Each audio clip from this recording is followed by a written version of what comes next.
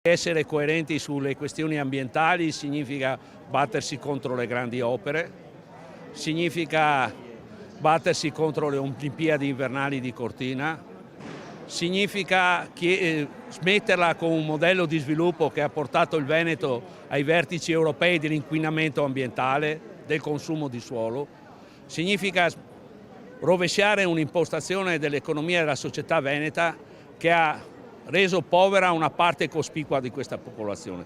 Si presenta così Paolo Benvenu, storico leader di Rifondazione Comunista a Padova e in Veneto. Sul simbolo che presenteranno alle elezioni regionali del prossimo 20 e 21 settembre si legge solidarietà, ambiente e lavoro. Questi i 3 punti cardine della sua candidatura. Che sta dentro le stesse parole che abbiamo usato per la nostra lista: solidarietà, ambiente e lavoro.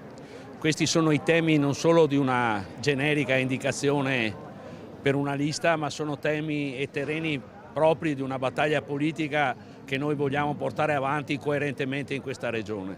La scelta è quella di correre da soli, non nel centro-sinistra con un partito democratico egemone che secondo Paolo Benvenu non risponde più alle esigenze dell'elettorato e ai suoi valori. A noi non ci piace il fatto che si faccia una coalizione di centro-sinistra dove ci sono le forze che hanno sostenuto l'autonomia differenziata di Zaia, che sono d'accordo con le grandi opere, che sono quelle che in Parlamento hanno votato per il Job Act, producendo la precarietà che vediamo.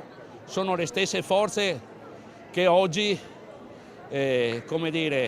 criticano Zaia sul tema della sanità, ma nelle regioni governate dal centro-sinistra la realtà diciamo che è più o meno la stessa. Insomma, le politiche di tagli alla sanità hanno investito il Veneto così come hanno investito altre regioni. Forse il Veneto anche meno, a dire la verità.